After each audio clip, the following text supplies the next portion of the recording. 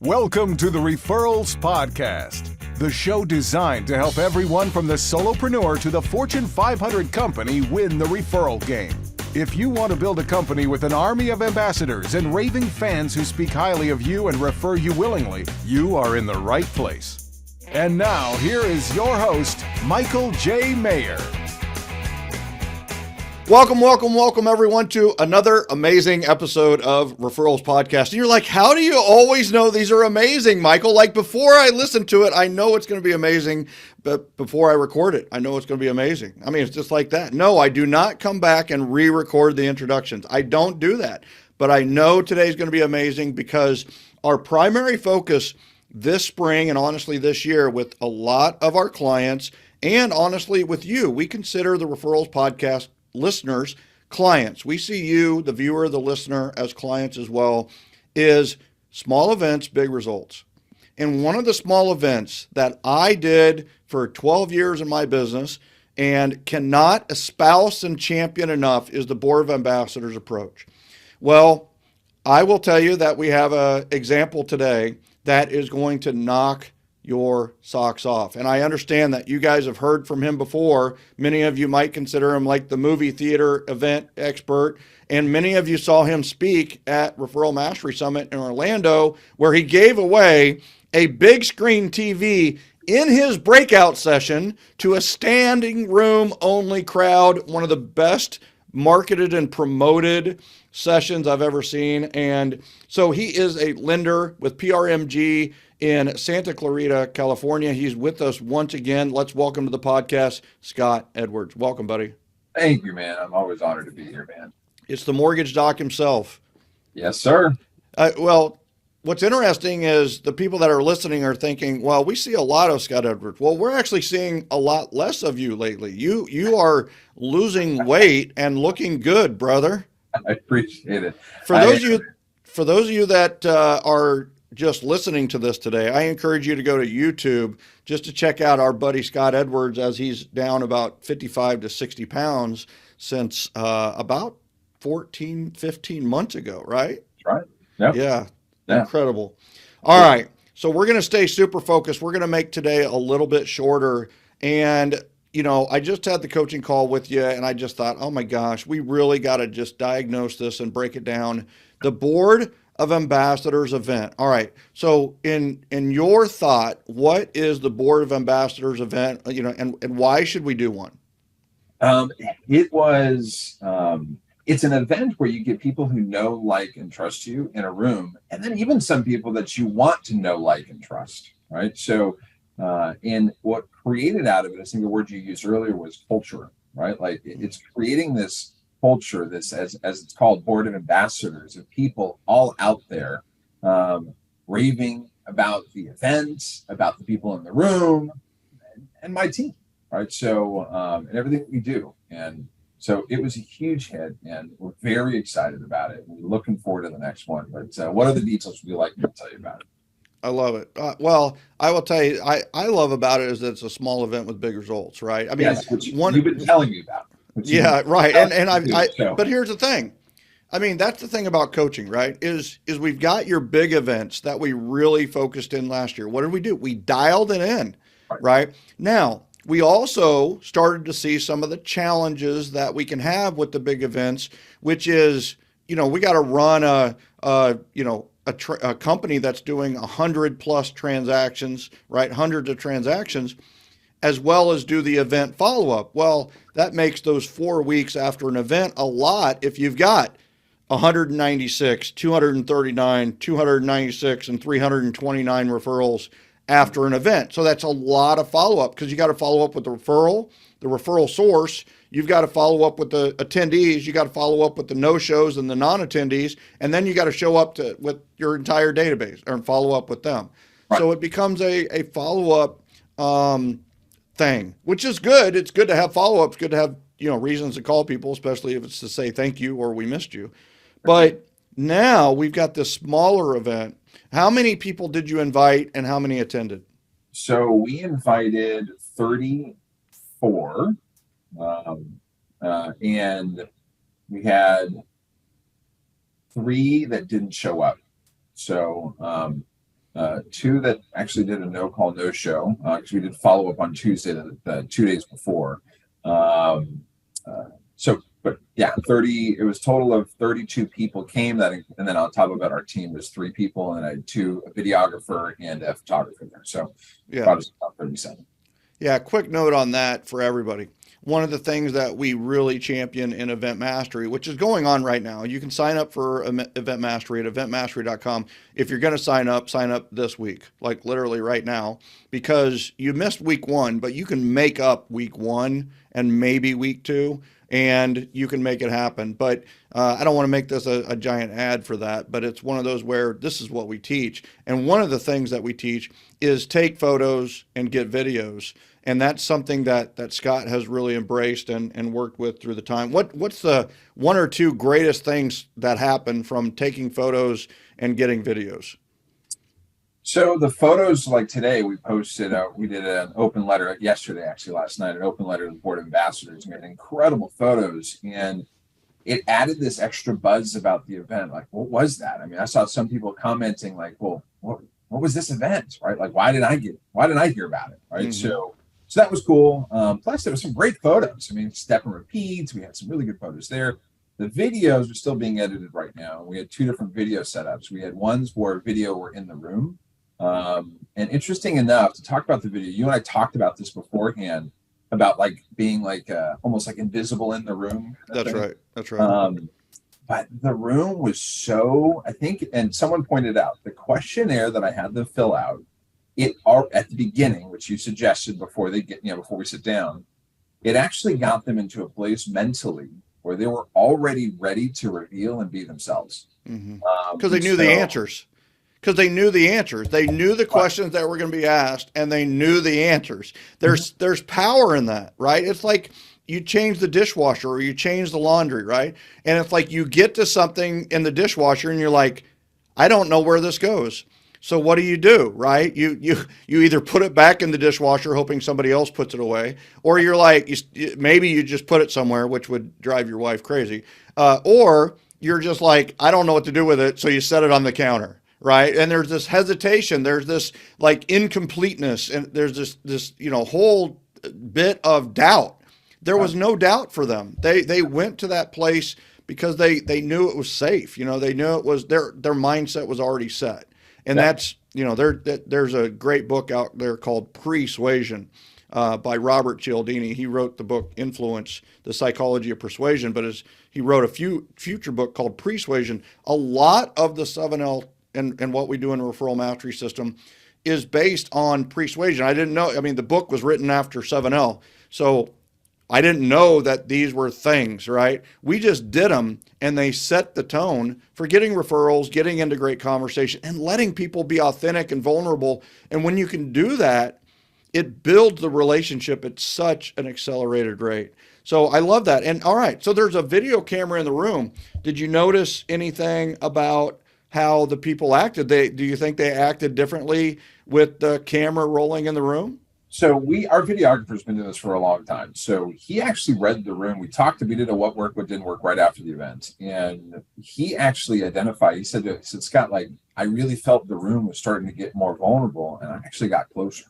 And so, and they were actually all waiting for him at one point, right? And some of these people, somebody was crying. There was 2 people that cried. It was like, which I didn't expect. It was one of those things that just had no expectations of the event itself, other than making sure every detail I had planned was done. So that was interesting to see. And then we also then had a separate video set up for like TikTok videos and Instagram videos and Reels, where I did an interview. Right? I interviewed people after the event, and we did some Q&A and stuff like that. So I haven't seen those videos yet. They're all in the works right now, but I can tell you the event was it was heartfelt. It was tons of care in the room. And we consistently emphasized that through everything we did, every step of the way, through room discussions, table discussions. So it's great. I can't wait to see the video. Yeah. And so just to bring chronologically kind of up is you invited about 34, 35 people. You had 31, 32, plus your 3 teammates that were manning each of the tables that you couldn't be at. And when people got there, you gave them the survey questionnaire, the Board of Ambassadors questionnaire. And so tell us a couple of questions that were on there, if you can remember them. And I think the other thing too, by the way, we share this. It's in Referral Library. You guys can check us out at referralspodcast.com and check out the library. There's some samples in there for you. And also, you can also check at joingengen.com for some of our Board of Advisors or Board of Ambassadors samples, right? So something about customer service was on there, right? Best customer service. I did. We revised a few of them, so we switched them a little bit. So we asked like how important it is to grow your referral network, who is your ideal client, how would you like to be introduced to your referrals? Love those questions. Who is a realtor that you personally know that we should know? And then will you assist in setting up a warm introduction? And then we got back to them about what goals do they have? What can our team do to help you in your goal, in your business in 2023? Marketing ideas. I love the question because this is my favorite question, was how did you hear about the Mortgage Doc team? Because when you had that on your question. Wait, say that again. How did you hear about the Mortgage Doc team? Yeah, originally, right? Might as well resource the source, see if it's actually the source that you think it was. I've had people who are referred by one person, and then when they filled out the form, they told me it was a different person. How that's crazy cool, right? So I love that, how you source the source.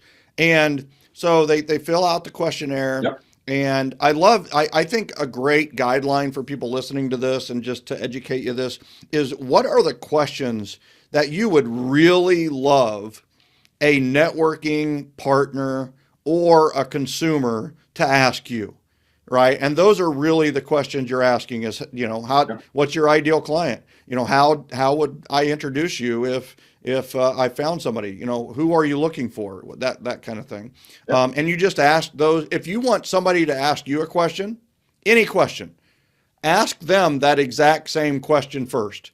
It works everywhere, right? When we walk into a store or something, they say good morning. What do we say back, right? Whatever, or do we say, good day, or what we say, we literally say good morning. The less we have to think, the more our brain's going to just click and whir, just like it's like a recording, right? They say good morning, we say good morning. We've probably never said good morning before that, but it's like as soon as they said good morning, we say good morning. The same thing happens with questions. When you ask somebody a question, many times they will ask you the exact same question back to you. How's business? How's business, right? That kind of thing.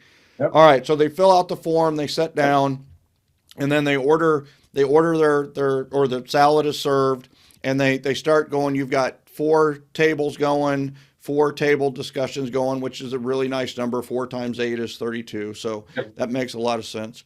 And then, so you did something that was fairly unique with this as well, is you had the chef say a few words. Tell me how you did that and what that looked like.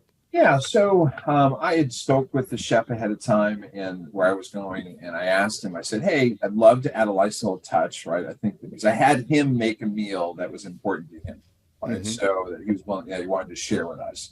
And so he came out ahead of time, told us a little background of who he was and why he chose this specific salad, right? And so that went really well. I mean, it just added this extra care of that there was time and effort put into just the meal itself. And just instead of just putting it on their table, there was a lot of care put behind it. We did it with every piece of every course that we had.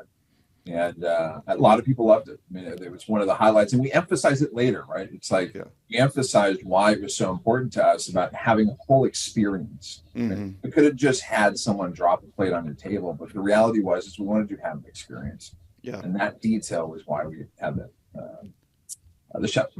So it was great. It was received very well. So one of the things that I love about this is that you could have a guest speaker. You come in, you could speak. Right? I mean, if you're very comfortable in front of an audience, and there's all these things that you could have done, right?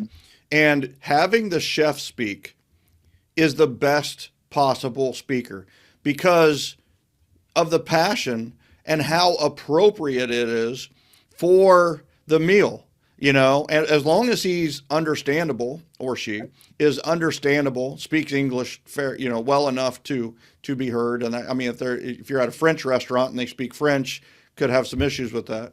Sure. But the thing that also does so well is it provides natural breaks in the evening for energy. The energy can actually go up and subside, go up and subside. And when he comes in, there's going to be this energy drive, right? They're paying attention to the chef, and the chef's like, this is awesome. You're going to hear mumbling when he leaves, right? There people are going to wish, oh my God, that's so cool, or whatever. And all right, so how did you choose who to invite? So we went through with my team and myself. I went through a list of people that we already work with, and then we sprinkled in people that we want to work with, or we have a relationship with, but not a strong one yet.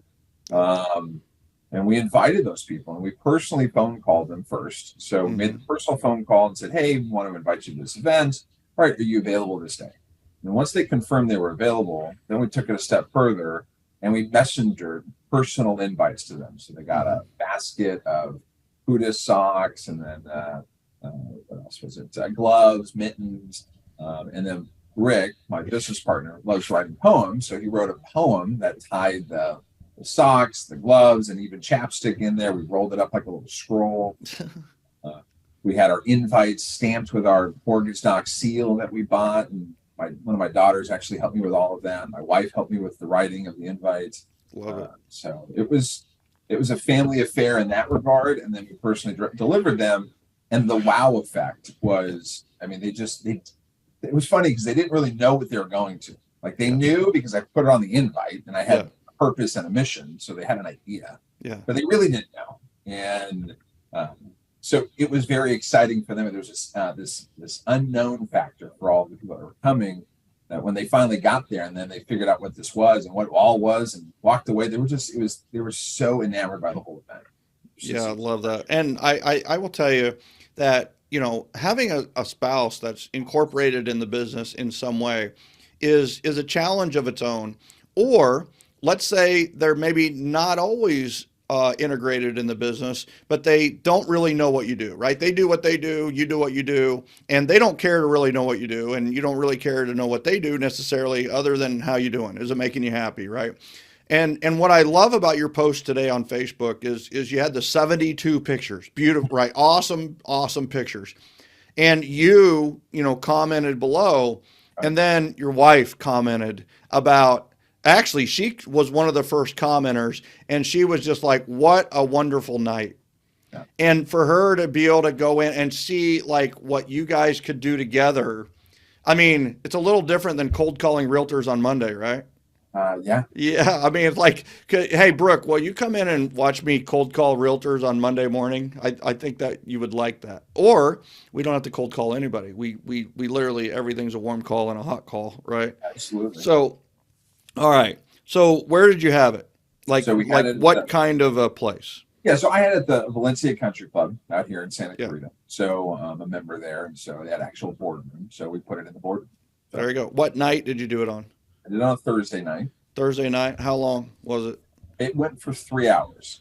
Okay. So, 6 to 9, 5 to 8. 6 to 9. I asked people to get there by 5:30, and that was based on your and I conversation about having them start to fill out the questionnaire ahead of time, which really was the best idea.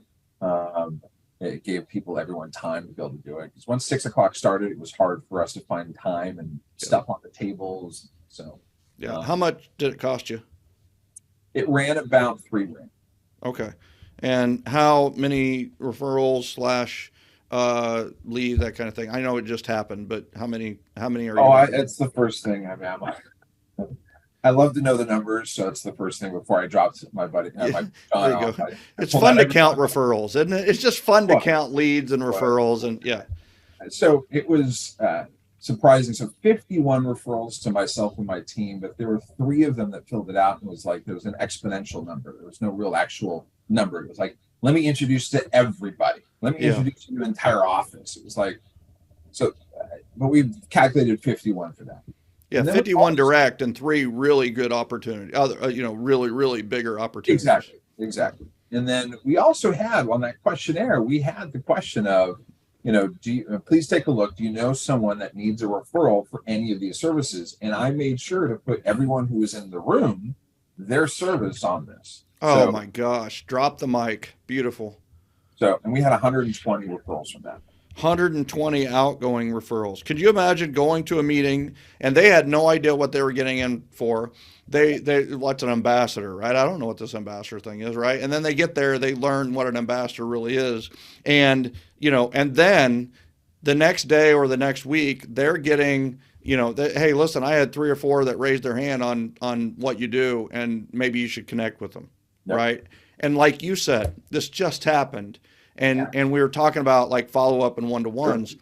And you said, well, they're already meeting each other one-to-one. They've already booked their own meetings with each other to make it one-to-one, which makes this huge, bold line in your tribe of a relationship. Instead of a dotted line, you kind of know each other, or even a faint line, which is we know each other and we kind of like each other. These are bold lines that are making that net so much stronger, right? I agree. All right. Questions on follow-up. Like, what questions did you have? Like, you've got follow-up coming up. I want to make sure I add a ton of value to you as well, because you're adding a ton of value to everybody else. So we had roughly, right, so what we've done is I've sat down with both my junior LOs, business partners, and we went through the questionnaires and we went, okay, we're going to go through the questionnaires with maybe not every answer, but most of the answers.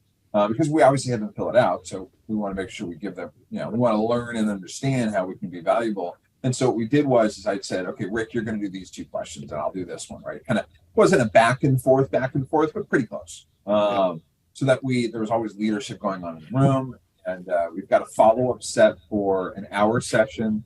We're going to do Friday and Saturday for a couple, and then we're going to add more for Saturday. So that was the plan, and obviously then to pass out the referrals that they're going to get directly so that they have those names and numbers. We are also going to give them, we thought about giving them like a cheat sheet for referrals, right, of how to refer us, right? Oh, yeah. Right, so like from email, text, phone call, like what to kind of say, right? So when they walk out, they know, what we're looking for, because we asked them that question, so why not give them my answer? Well, and some of them had that question for you anyway. So it's like, hey, some people had this question. I might as well tell all of you at once, right? Here's the best way to refer us when it comes up, right? Yep, exactly. Yeah. All right. And so I like that. And then reading the questions I think is imperative, because you're going to learn a lot about your ideal group. You're going to learn how to follow up. Like you said, there were a lot of belly laughs and there were tears shed, right? And it doesn't get much better for an event than something like that, especially in today's environment. I just think that, right event at right time is this board of ambassadors for the next, at least 2 years, maybe 3 years. I noticed that when I was running these in 07, 08, 09, 10, it was just a really powerful. It's like we're all in it together, instead of them feeling like they were fighting the war on their own, right? All right. So what else? What other follow-up questions do you have? That was really, that was kind of and we were just kind of feel good there. Other than the other one was sponsoring our events, right? So we had a sponsor package that we put together for each of the people coming, right? So some of them didn't know about that, so we gave it to everybody, along with your book, by the way. So, boy. By the way, I don't want to skip over that too quickly. I just want to tell everybody that he also gave everybody a book that attended the event. So I'm just throwing it out there.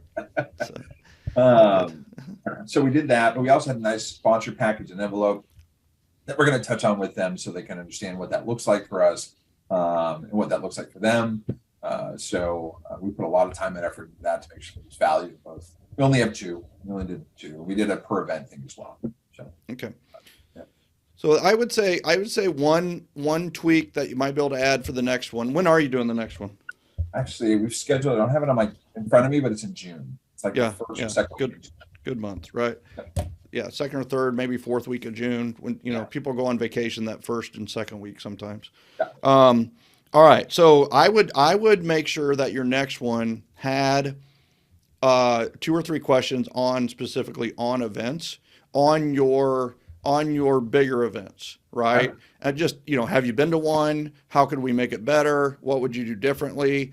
And that does a few things. One thing that it will do is it builds ownership into the events. And when you give advice on an event, you'll attend the event just to see if they took your advice.